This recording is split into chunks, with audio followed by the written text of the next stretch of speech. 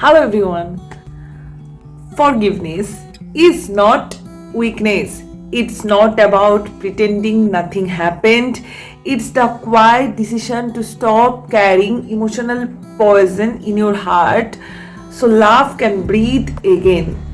But forgiveness has layers and boundaries because in marriage, some mistakes can be healed and some should never be repeated.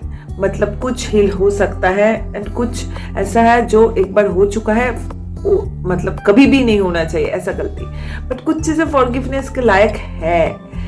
So today's topic is forgiveness and relationship forgiveness की जरूरत है, कितनी करनी चाहिए कितनी नहीं, इस topic पे बात करते हैं आज.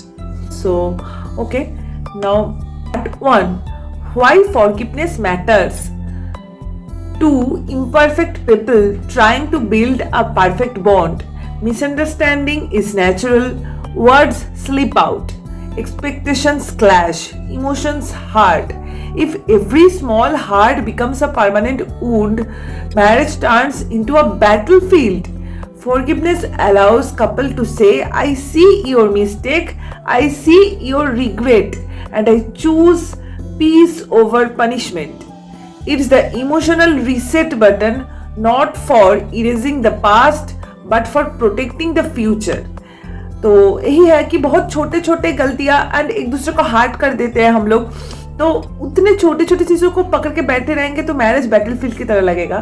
एंड अगर ऐसा सोच लेंगे कि मैंने गलती की है, मैं रिग्रेट फील कर रही हूँ and I want to correct myself, and सामने वाला भी ऐसा सोचे कि हाँ मुझे दिखा तुमने गलत किया, तुम रिग्रेट फील कर रहे हो, ये भी मुझे दिख रहा है and okay I am forgiving you, मुझे पनिशमेंट नहीं देना है, I am choosing peace over punishment, and this is good for relationship and this will protect this relationship for future. So part 2 is forgiveness not equal to forgetting. मतलब forgiveness का मतलब ऐसा नहीं कि मैं भूल गई या वो चीज़ छोटी है इसलिए मैंने ध्यान ही नहीं दिया, या बड़ी चीज़ है फिर भी मैं भूल गई, ऐसा नहीं है. Forgiveness not equal to forgetting. Forgiving doesn't mean you pretend it never hurt.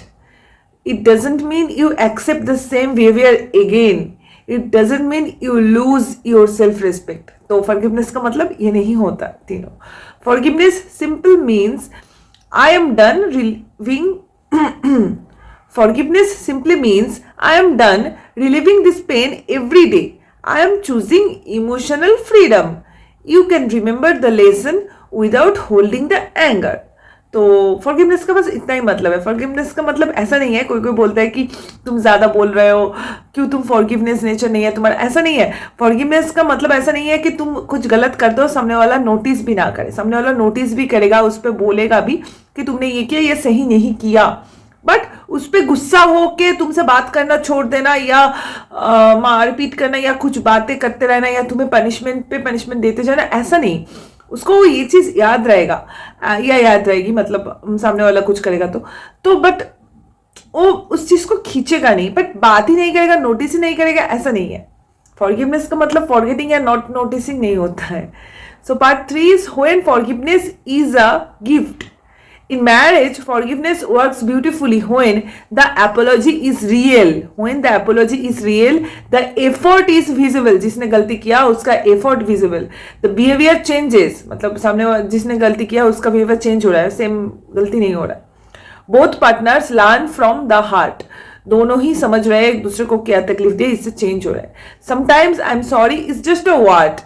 Other times it's a turning point. कभी कभी लोग बस बोलने के लिए बोल देते हैं, तो मतलब का नहीं है.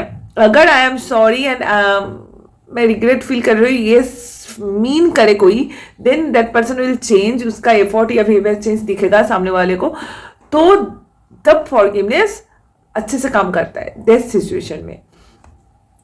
Forgiveness becomes powerful when the partner says Thank you for trusting me again. I will not hurt you the same way twice. मैंने तो वही बोला कि फॉरगिवनेस तभी अच्छे से काम करता है जब जिसने गलती किया वो इंसान समझ जाए कि मैंने गलती किया, वो रिग्रेट फील करे एंड खुद को चेंज करे और सेम चीज़ ना करे, इसका ध्यान रखे. तब सामने वाला मतलब दूसरा जो पार्टनर है उसका जो फॉरगिव उसने किया वो मतलब रंग लाता है गिफ्ट की तरह। पार्ट 4 मतलब next point, set boundaries while forgiving. तो फॉरगिवनेस के टाइम भी, फॉरगिव करते टाइम भी कुछ बाउंड्री सेट करना पड़ता है। A mature marriage says, I forgive you, but let's set new rules. मतलब सॉरी कुछ रूल सेट करना मतलब बाउंड्री सेट करना। रूल्स अबाउट रिस्पेक्ट की डिसरिस्पेक्ट नहीं कर सकते, या रूल्स अबाउट कम्युनिकेशन की ये हम लोग मतलब रूल्स अबाउट ट्रांसपेरेंसी, मतलब ये कुछ बेसिक चीज़ें हैं, इस पे रूल बनाना, दैट्स इट। मतलब जिसपे मतलब बेसिक तो कुछ होता है ना कि ये हुआ तो फॉरगिव का चांस नहीं है, ऐसा कुछ बेसिक रूल तो होता है ना एक रिश्ते का। एक घर का रूल होता है, बोलते हैं इसको होम रूल। एक रिश्ते का रूल होता है कि हाँ ट्रांसपेरेंसी, कि मैं किधर भी जाऊँ, फ्रीडम है ऑब्वियसली, मैं किधर भी जाऊँ जा सकती हूँ, कुछ भी करूँ कर सकती हूँ, but I will inform my husband ना, कि मतलब मेरे हस्बैंड को भी मालूम होगा। इट्स नॉट कि like I am taking permission या he is taking permission, no, but उसको बता देंगे ना, नॉर्मल ट्रांसपेरेंसी कि अभी इधर जा रहा है, अभी इधर इसके साथ है, ऐसा ऐसा फुल डे ये किया, तो दैट इज नॉर्मल। तो ये रूल्स अपने हिसाब से सेट करके रखना पड़ता है, बेसिक रूल्स कुछ। Then part 5, but cheating is not a small mistake. Now the hard truth, not everything deserves forgiveness. Cheating is not a slip up. It's a betrayal of love, trust, respect, dignity, and emotional safety. No partner is obligated to forgive infidelity. No partner should feel pressured with, if you loved me, you would forgive me. Love doesn't demand self destruction. Forgiveness should not be used as emotional blackmail. Forgiveness should not be used as emotional blackmail. If cheating breaks your inner peace, walking away becomes self-respect, not ego. Walking away becomes your self-respect, not ego. So now coming on part 6, healing together. तो part 5 का वही है, समझ गए I think कि cheating is not a choice, nothing. ये cheating तो गलत ही है, इसमें forgive का कोई चांस नहीं है। Part 6 है healing together.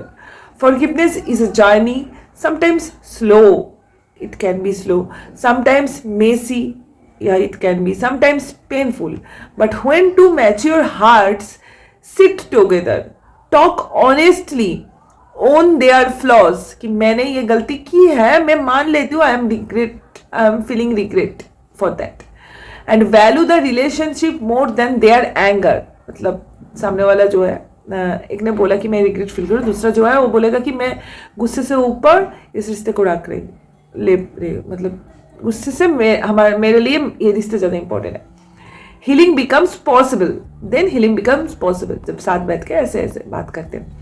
Because marriage is not about two perfect people, marriage is not about two perfect people, it's about two committed people. Forgive when it helps you grow. Forgive when a partner truly learns. Forgive when love deserves another chance.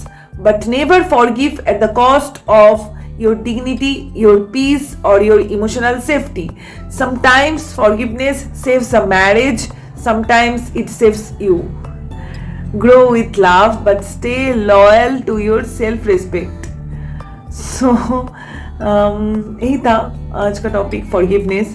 I think basic तो समझ में आया कि मतलब forgiveness कितना ज़रूरी है, but ज़रूरी है, मस्ट भी है, बट एक हद तक ज़रूरी है। उसके मतलब हम लोगों को भी समझना, मतलब फॉरगिव तो करना ही पड़ेगा, बट ये भी समझना पड़ेगा कि किधर तक करना है।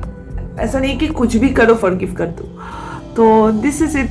सो ओके, अब देखते हैं कि ये जो मैंने वीडियोस बनाया फॉरगिवनेस, चेंजेस, तो जो भी टॉपिक पे बनाया उसका एग्जाम्पल लेके या केस स्टडी, या एग्जाम्पल मीन्स केस स्टडी लेके वीडियो बनाने की कोशिश करूँगा। I will try. Okay, so this is it. I think this will be helpful to you, and if you're facing any problem you can connect me on my Instagram. So bye bye, see you again in next week. Till then, be happy. Keep others happy, keep working on your marriage, same like your work, study and job. Bye bye.